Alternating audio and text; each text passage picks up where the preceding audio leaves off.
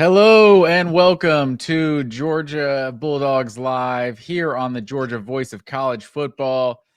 I'm your host, Matt Green. There's my co-host over there, Bo Underwood, rocking some shades tonight, feeling good after that win in the Deep South's oldest rivalry. Man, it was a wild one. 20-10, Georgia comes out on top. Where do we start in this one, Bo? Bo, first of all, how you feeling tonight, Bo?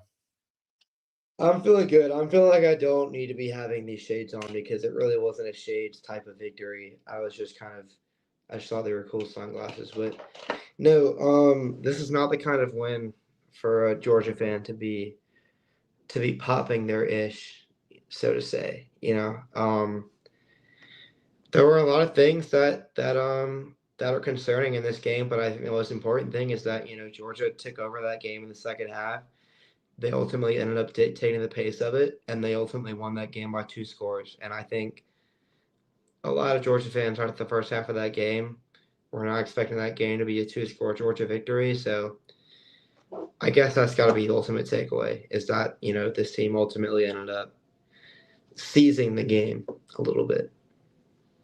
Yeah, it might just be time for us to just recalibrate our expectations here as Georgia fans. At one point in my brother's group chat, it was talk of like, I don't know, so and so if we can win a national championship, just something along those lines. Like, hey, let's just beat Auburn. Let's just worry about Auburn. You can't even think about national championships or anything like that right now. It's just like maybe it's NIL and the transfer portal and just all these things that have happened that have kind of, caused some parity in the sport. But whatever it is, it appears to be here, and every team in the conference is can beat anyone at any time. Yeah, I mean Auburn. I mean you see that very idea show up in games like this, where Auburn is taking it to Georgia on both sides of the line of scrimmage throughout the first half. I mean, they were dominating Georgia up front when it was their turn to have the ball. They were getting a lot of push on the offensive line. They were running the ball well, and then you go on the other side of the ball, and Georgia couldn't get any pressure. Those same things that, excuse me, you and I have been wringing our hands about for the last few weeks about Georgia's lack of a pass rush, lack of pressure. Like, I feel like those concerns were very evident in this game, especially in the first half. But, Georgia was able to keep the third downs to a long enough distance to where they were able to get off the field at a semi-consistent basis. But, yeah, like, you see the power dynamic shifting in college football in games like this, where Auburn really looks like, in terms of just physicality, um, the line of scrimmage play, all that kind of thing. Like, that was not a gap that they were necessarily closing a few years ago, and they are now. And that's really a reflection on the state of college football now and the SEC. Yeah, and not to try to have too big picture of a conversation about this, but like just in terms of like looking at like I don't think Auburn closed the gap on Georgia defensively. Like I think Auburn has a better defense than Georgia right now. Yeah. It's just I think I look around the SEC just watching games today. I think there's 5 or 6 defenses in the SEC that I think Georgia hasn't created havoc like that all season. Hasn't created negative plays. Like you saw just the Missouri Alabama game. Like Missouri was just consistently getting in the backfield. Like just Damon just Wilson went off, man. yeah, just disrupting, like just more than we've really seen from Georgia in this game or in this season so far. And that's not what we're used to. We're used to Georgia being among the best in the conference every year. And I don't know. I say that, and you go the final 2 quarters, allowing Auburn to get like 1 first down. So it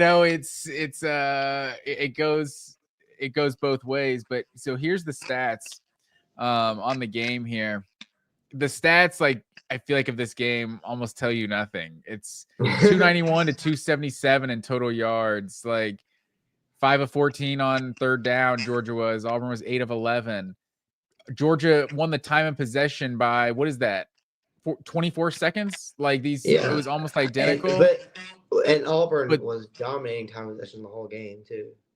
Yeah, so this is what tells the real story right here, because it was the play of the game. The Jackson Arnold fumble at the end of the second quarter. Like, it's just insane how before that Arnold fumble and after the Arnold fumble, it was just two completely different games. So before the Arnold fumble, Auburn's out aiding Georgia 261 to 28. 10-0 lead, 22 minutes, almost 23 minutes to Georgia having the ball for just under 7 minutes. And then after the Arnold fumble is 263 to 16 in favor of Georgia, 20-0. And Georgia had it for 23 minutes to 7 minutes. So it's just a bizarre, just two halves of play. Basically, first 28 minutes and final 32 minutes, essentially. Yeah, I mean, I've heard a lot of like that. That's just a common cliche when it comes to football. It's like, oh, it was a tale of two halves. One half was this, one half was that. But like, man, this is really one of the best examples you can get. I mean, 16 yards in the second half. I mean, Auburn's offense was anemic, man. They were getting bottled at every turn. They just couldn't. I mean, I don't know if they had it. They probably had maybe two first downs the whole second half, if that was it. Like, I think it was just on that they're last just drive. it's I think that it's was it. insane. It's insane that Georgia ended up out possessioning them and had the ball for longer than Auburn did over the course of the game, because at one point in the game it was like Auburn had the ball for 19 minutes, Georgia had the ball for like 7. Like it was crazy. I mean, Yeah. Auburn was keeping it on the ground. They were out physicaling Georgia. They were doing everything on schedule. Like, they were doing all the right things. They were following the playbook of how to beat Georgia to a T. And then you're right, man. After that fumble on the goal line, where Georgia, Kyron Jones cribbed it. It probably should have been a touchdown for Georgia. I mean, it was a completely different game from that point. I mean, not only did Georgia's defense really just shore up after that point and start denying everything, but the offense started moving the ball as well. The offense started keeping things on schedule and sitting on the ball, and that made all the difference, man, over the course of the game. Yeah, and let's talk about that actual play, honestly, because I don't know what Sean McDonough and Greg McElroy were watching on this broadcast. Like, they're talking like he's clearly got the ball in two hands across the goal line and only has to touch the goal Yeah, line. Doesn't have to completely cross. It's like, I feel like, and I don't he even know who clearly punched it out. is. Do you know who actually punched it out? Because it felt like No. they thought Raylan Wilson on the outside was the one that punched it out, but it was already punched loose by whoever that was on the inside. And then Raylan Wilson kind of knocked it loose after that. But so I feel like it was definitely close. There's a scenario where maybe it did get in by an inch. Like, I'm not going to say I know for a fact. If we had the goal line technology that they have in the English Premier League, like, it's possible it did cross. But he obviously an amazing play. And I wish, I mean, I guess I should look at the stats, right? Someone's got a forced fumble on their stat sheet, right? I don't know. I need to look Gotta at the be. stats and figure out who did force that I mean, fumble. I thought it was Wilson, but I might. I mean, it could be anybody. That was just a bizarre play in a bizarre sequence. I mean, it's really like functionally, it's really just kind of a goal line stop. It's not really. It doesn't really feel like much of a forced fumble. It's just like, oh, like Georgia punched the ball out on 4th and inches, but yeah, that ended up making all the difference. I mean, 10-3 going in a half versus 17-0. Like, in a game like this, where it's a 10-point Georgia win that feels like a one-score game. Like, that really does make all the difference, man. That was huge. Yeah, absolutely. And I was trying to pull it up here. Georgia's defensive stats. Forced fumble. CJ Allen is who they gave credit for the forced fumble. But yeah, Okay. it's like the broadcast CJ Allen thought is it everywhere. yeah, CJ Allen was everywhere in this game. Had 10 tackles as well and a pass breakup. Um but yeah, and then I felt like the SEC refs just kind of chickened out. Like, it's like, this is a decision that it's either 7 points for Auburn or 7 points for Georgia. Like, Kyron Jones was never down. Yeah. I don't know. Maybe some of the older Georgia fans will Never. remember 2006 Georgia Tech. Yeah, 2014. Damian Swan. You're thinking Damian Swan. I'm thinking 2006 Georgia Tech with Tony Taylor. He it was an actual pile, and the ball was in the pile. I'm losing you. I'm losing you over there. You can't hear me? Yeah, I got you. So yeah, in 2006, Tony Taylor, the ball was actually in the pile, and he went in, ripped it out, and then returned it. It felt like the play was over, but they just didn't blow the whistle or whatever, and he ripped it out. It's this felt immediate. Kyron Jones, the ball is still, everyone's in the pile. Kyron Jones just grabbed it. He's on top of someone, then runs 99 yards. I don't know why it wasn't a touchdown, but it felt like SEC refs were everyone wants a touchdown. Nobody gets a touchdown. Let's just give Georgia the ball at the one and let's split the difference.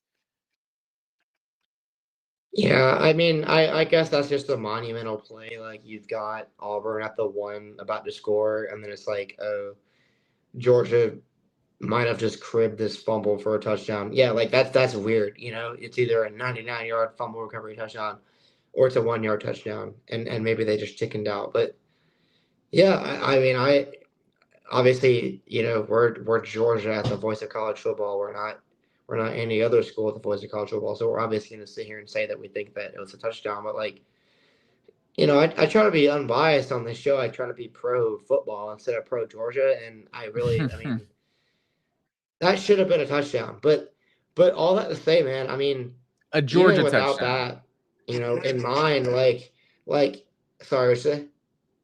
You said a Georgia touchdown, right?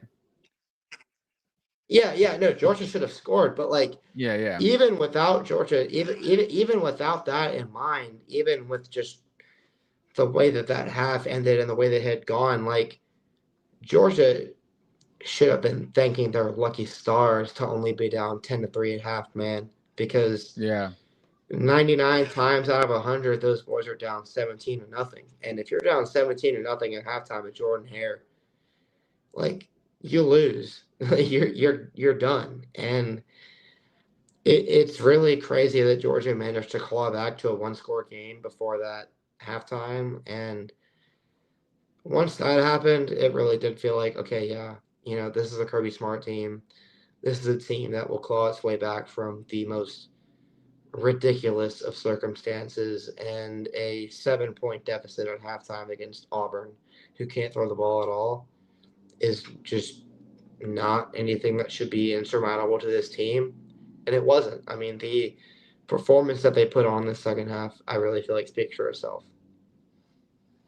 Yeah, I think that's true. And I think with how I think there's a realistic, there's a serious conversation that needs to be had about Georgia's first halves. We're going on 2 straight years of this, of just Georgia's just not a good team in first half of games. I don't know what it is.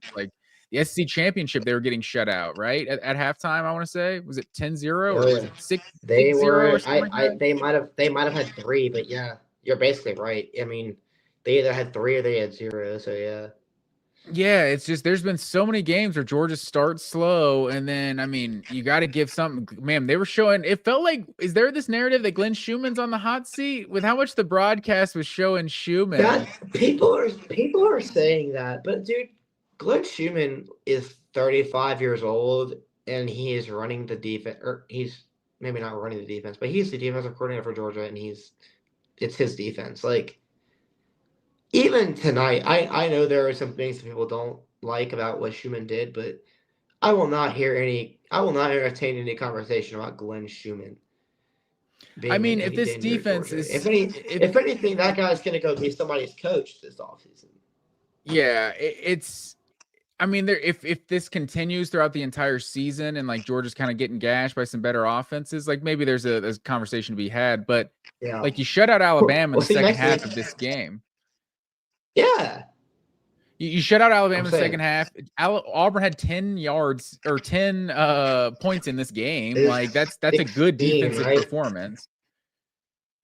They had 16 yards in the second half. That I think, yeah, you're right. I mean, I really don't like falling into the narrative of like, oh, you're a second half team or you're a first half team or whatever, because I don't really know how real. Like, one of my favorite football quotes of all time is Peyton Manning being like, "Dude, halftime adjustments don't exist. Like, all you do at halftime is like you take a shit and you say a prayer, and like that's halftime. You don't change the whole game plan, and maybe that's true, but like."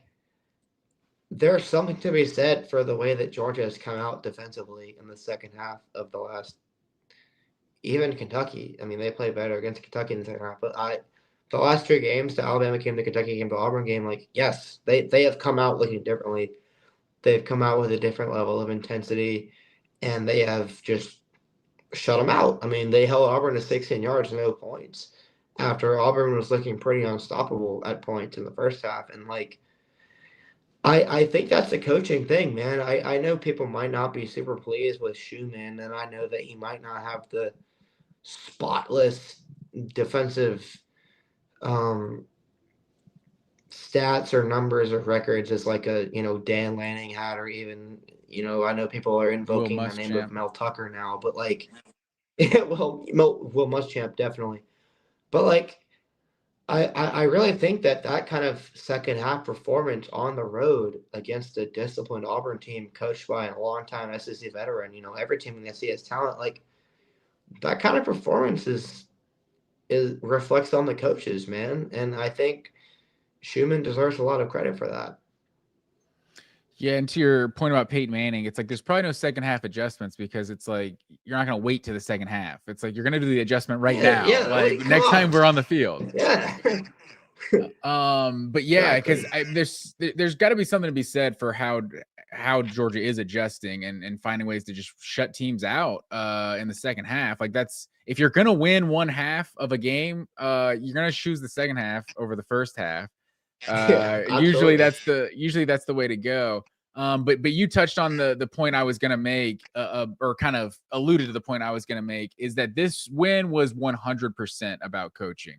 And I was texting my group chat after that Hugh Freeze interview going into halftime, like that coach was so rattled for a coach going Yeah, in ten dude. three. Like he stopped himself multiple Yeah. times from saying something about the refs that would get him fined. Like he was so like just like red in the face, like emotional. Like I could just tell, like that's why I was texting my group chat, like they're like rattled by this. There's like so much negativity. They're going to go into the half like talking about the refs and how they should be up 17-0. Like it really did feel like Hugh Freeze is like just mental fortitude like came into play, and like Kirby's teams are like, yeah, this is what we do in the second half. We come to play. So I felt like that's like in truly like Georgia, like Kirby Smart outcoached Hugh Freeze in the second half just because I don't know, he didn't get rattled when something went against him.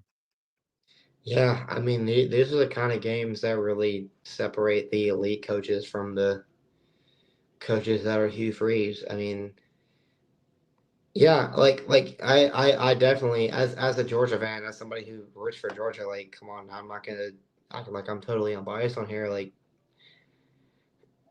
as concerned as I was in the first half, as how terrible Georgia's offense looked at times, as how just kind of out of it Georgia's defense looked at times, like you really do trust the makeup of this team. You really do trust the way that this team is wired and the kids that they recruit and the coaches that they have. Like when you have psychos on your team and you have guys on your team that are just going to be crazy and are just going to play to the whistle even when it's not even necessary, and they're just, what does Kirby always say? Fire, passion, and energy. Like, when you have sickos on your team, you win these types of games. And I really think this is the kind of game where Georgia benefits from just having complete sickos on their team. Obviously, there's more to it than that. Obviously, that neither of us can even understand. I'm sure that there was some X's and O's stuff that you know who knows what they changed, but like it really did just feel like the overall makeup and the wiring of Georgia just kind of took over that second half and allowed them to really seize control of that game the way that they did.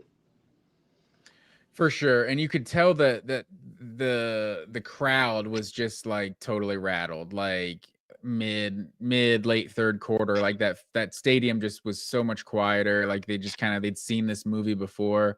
I will say, in terms of like us being a biased show here, the timeout, the not timeout that was What was given up to with that? Georgia is one of the most trash calls I've ever seen. That And was then weird, man. it was followed by that awful call on Cash Jones, like when Colby Young's down to the 2. But it felt like a makeup call because that timeout was so terrible. Like Kirby's on the sideline saying he's clapping, not calling timeout. He's clearly calling timeout. Like they showed the replay. He called timeout. He's clearly calling timeout. Yeah. And then it's like, okay, I wasn't calling timeout. I was clapping. It's like, first of all, it's like as a ref, it's like even if you incorrectly interpreted a timeout, it's like, sorry, I thought it was a timeout. We're keeping it. But even if you want to say, okay, let's talk about it. He said he wasn't calling timeout. It's a delay of game on Georgia. And for it to just be reset to 25 seconds, like I have no idea what the logic is there. So, but the fact that Georgia still missed the field goal there, I guess ball doesn't lie. You know, I don't know. There's no harm, no foul. But yeah, that's that. On a biased Georgia podcast, I'll say I can admit to that one. That was that was weird. Yeah, Kirby, because for a second I was like, oh, Kirby said he wasn't calling timeout. Maybe he didn't, and then it cuts to the replay, and he's like going with that. It's like, okay, dude, you did call timeout. But I mean, to be fair to Woodring, like Woodring made a huge kick. Was the possession before that where Woodring drilled that field goal? Yeah, or maybe it was before that, but. Yeah, no, I mean Georgia. I really think that Georgia just started making they stopped making the dumb plays. And I think Auburn at that point, their ineptitude throwing the ball kind of set in. You know, their inconsistency with running the ball kind of set in. And once Georgia was kind of able to get them to live in third and long the way that they were, I knew the game was over.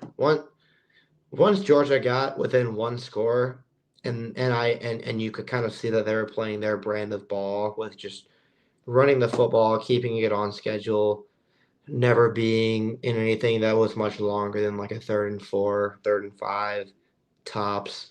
And then on defense, they were forcing Auburn to live in 3rd and 8, 3rd and 9.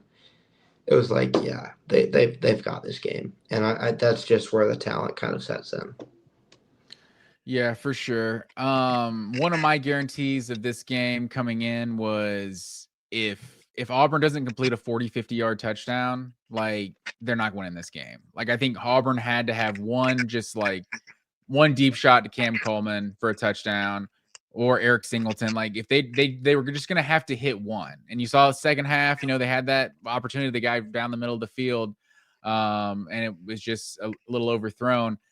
That was kind of one of my keys. Like they had to hit one of those deep shots, and they really didn't. Cam Coleman was just held to 7 for 50. As far as I'm concerned, that's an amazing job on defensively, even though he forced a couple PIs. But one of the more shocking things to me was if you would have told me that Auburn outrushed Georgia 140-79 on the ground, I would have said no chance Georgia wins. Auburn wins. Yeah. Absolutely, man. I mean, they couldn't run the ball at all. I think it really reflects on Gunnar Stockton the way they were able to just overcome that, because they were in a lot of 3rd and longs, man. I mean, they had to convert a lot of high leverage plays that they haven't really had to deal with throughout the year, and I think Stockton deserves a lot of credit for being the one that kind of pushed them through those situations consistently. Absolutely. I mean, Stockton led Georgia in rushing in this game, 9 for 26. So if you would have told me 140-79 and just Gunner is the leading runner in this game, I would not have thought it was a good thing. Interesting that Bowens only got 4 for 5 in this game. A little surprised at how much Nate Frazier is being trusted to carry the ball late. So, maybe Frazier's out of the doghouse. The fumbles still worry you, but or still worry me. But yeah, Gunner, that last drive, just I know it's been talked about before, the Kirby Death March. Like Georgia's has one of those drives lots of times, and if there was one, like that was it. 16 plays, 78 yards, 8 minutes and 45 seconds. Like that drive started with 10:34 left in the fourth quarter, and then they scored with what was it, like 140 something? Was it like right at 153, right after the 2-minute warning? I know Kirby's telling him to go down right there. No, I think you score the touchdown. You get the touchdown. Get the stats. Get the glory. Get the highlight reel. Put the nail in the coffin. I'm here for it. But yeah, it was an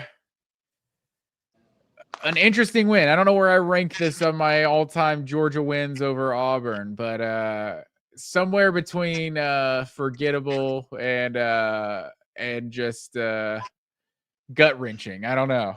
Yeah, I wouldn't rank it all that high, but I would have it. I mean, probably have it higher percent. I would probably have it higher half, just because Georgia was getting dominated in that game early. They were getting their teeth kicked in, and then they rallied, and then they were the ones doing the teeth kicking. And I think anytime you do that, it's a good win for you.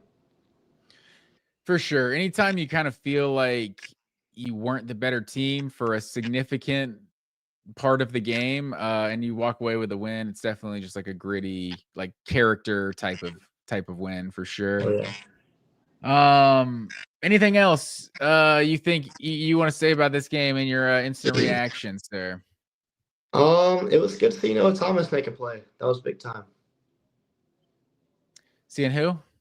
Noah Thomas had a huge catch. Noah Thomas, yes. I've been waiting for him all year. Also, Colby Young. Colby Young's a dude, man. He's big time. Dude, Colby Young is a guy, man. Colby Young is a guy. He really, he looks twitchier than he did a year ago. Like, he made a couple really big plays. That play that got wiped off at the end, dude, that was a huge play from Colby Young. That should never. I understand it's gonna get lost to the sands of time because it didn't end up counting, but Colby Young has been so huge this year, man. Colby Young has been the best wide receiver on the team this season. I think so. Also, yeah. Branch too. And they were feeding. Branch, they were feeding Branch a little bit too. They can because they can throw Branch a screen and just trust he's going to make the first guy miss, and that is such a luxury. But yeah, this was a huge game from Georgia's receivers overall, and very encouraging to see Noah Thomas do something. I mean, that's huge. He made one of the biggest plays of the season. For sure. That play to Branch was kind of like the one after that Taylor drop against Alabama. The very next play, they run that it's like a little slot screen. Like you look like you're throwing a screen out wide, and then Branch just kind of breaks in, and it was blocked perfectly, and it may have gone for a 40-yard touchdown. It was at least going to pick up the first down, but it was like a bad throw, I think, and Branch dropped it. I think that was the exact play they ran on a big third down late in this one. And it was much more traffic, and Branch was able to, it was like a 3rd and 8, and Branch picked up like 16, I think. Like, he's just so dangerous, man. So having Colby Young and Zachariah Branch in this receiving core, and then like you said, Noah Thomas making his 3rd catch of the season or something, I think, maybe the 2nd or 3rd, but it was a huge one. What? My best first. I think he had at least one, but yeah, you're right. It wasn't his first. It felt like his first, but yeah. His first that did anything. Yeah. But yeah, then London Humphreys, the couple clutch catches on 3rd downs. Like, it was just, I know, and obviously, like, we're called like Bobo apologists or something, I'm sure. But I just feel like there's so many good play calls. Like, there's Mike just some creative. This was a great Mike Bobo game. It really was. Like, I don't know if you're being sarcastic right now. No, I'm not. Okay. Because I mean, it's only 20 points, but it's like just some of the calls. Like, it was back to back. The Dylan Bell, you had Dylan Bell multiple reverses this season, and then you set up the little wide receiver pass. Yeah. It's like that was a great call. It was wide open. That was dope. Yeah. And then the very next call, you have the little throwback tight end screen to Delp that the corner just made a great play on. Like, if Freeland gets out there, like, that could have been a big play too. So it's like, sometimes the defense makes a play, but I felt like there was just multiple like nice little Bobo calls on plays we didn't execute. Even bringing in Elias Williams for like one play in the game, throw it up to him, and Gunner makes a perfect throw, and he like that's you expect your big 6'6", 6'7" tight end to make that contested catch, and then Colby Young too could have caught that one where they jumped off sides. Well, they jumped, but maybe they didn't jump off sides, and we thought we had a free play, but we didn't. Like both of those plays, like Elias Williams and Colby Young, like Georgia's just got to make more of those plays. But these receivers, from what we had like a year ago, I'm thankful for what this receiver group is. But Georgia just needs to make more of those. Needs to execute more because I feel like Mike Bobo is calling some good stuff this year. Yeah, I do too, man. I mean, I think the group that they have is just heads and shoulders above what they had last year, and you see that in these kind of games, and you see that, and you see that in the confidence that Mike Bobo has as a play caller too. For sure, like we're doing some creative things. I want to see Oscar Delp get the ball more. It looks like we tried to do some things to get him the ball, but Delp is a weapon. But they try to get it to Elias Williams one time. These tight ends are weapons, so we're doing some things. It was a weird game, man. A weird first half. But Georgia's able to just pull it out. It was a gutsy win. This is now 9 straight for Georgia in the series. I believe they said this is the longest streak Georgia's ever had over Auburn. Kirby now 10-1 against Auburn. And the only sad part about this game was that, we spoiled Cam Newton's jersey retirement night. So, it's a real bummer for Cam Newton. I feel so bad. But Georgia's now got 4 straight wins at Jordan-Hare, and Kirby Smart now has more career wins in Jordan-Hare Stadium than Cam Newton did. So maybe they'll retire Kirby's number here soon. Oh man, shout out Cam Newton though, ATL legend. Yeah, Cam Newton's the GOAT. I can't say anything really truly bad about Cam Newton. I have nothing bad to say about Cam Newton. I love Cam Newton. Yeah, especially not on a night that Georgia wins. I can be complimentary of Cam Newton. 2010 was a long time ago. Things have changed. But do you want to touch on anything else that happened in college football? Indiana beating Oregon. Texas beating Oklahoma. Alabama beating Missouri close. Tennessee barely beating Arkansas. Some interesting results on a pretty loaded day. Ohio State cruising by Illinois. Shout out to Penn State. That's what I got to say. Oh, yeah. Shout out to Penn State. That's unbelievable. Looks like BYU and Arizona are in overtime right now. I gotta watch that. Maybe the most concerning Indiana. I think I was on Indiana this past week. I was a believer because Oregon's best win was against what we now know is a bad Penn State team. But Indiana looks legit, man. I'm bitter. I don't like what Coach Stig was talking about the scheduling. Like that was a really bad look by him. Indiana's schedule is so weak, but this team is legit, and he is one of the best coaches in college football, and I think he's proven that. I would say the most concerning result of the day, in my opinion, is Ole Miss beating Washington State 24-21 the week before. Maybe they're looking ahead to Georgia, but I'm very confused. To quote what is it, Cal Naughton Jr. I'm a little confused by your tactics, Ole Miss. So I don't know. They've looked really explosive offensively, and to barely beat Washington State, like that was shocking to me the week before the Georgia game. Yeah, we'll get more into that on Monday, I'm sure. But that was a very odd game, very odd result for sure. For sure. So big loaded day of college football. College football always delivers, and it's a lot more fun when the Georgia Bulldogs win, especially a big rivalry like the Deep South's oldest rivalry. Or if you watched our video from earlier this week, Deep South dominance is what they should call it. Georgia owns this rivalry. Now, 18 of the last 21 Georgia has won in this rivalry. And another game, too, where Auburn doesn't score in the second half. There's a lot of those games where Auburn only scored on the first drive and then never scores again. We gave them a couple drives this game, but then they never scored again. So another win for Kirby Smart and Georgia in this rivalry, and it is It's a good night to be a Georgia Bulldog, sir. But that's all for me on this episode on our instant reaction. Bo Underwood, I'm Matt Green, and as always, go Dogs. Go Dogs.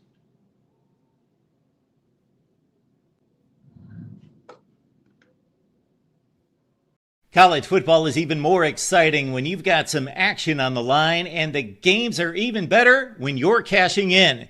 And the Voice of College Football is the place to be to get the greatest value. Start with my picks. 75% against the money line, 58% against the spread, and I've got a 40-plus year track record. 11-0 in the college football playoff for me last year against the money line, 8-3 against the spread. And I'm just the warm-up act. Steve Merrill of Wager Talk is our ace in the hole, show stopper. 7 years with the Voice of College Football, over 30 years in the industry.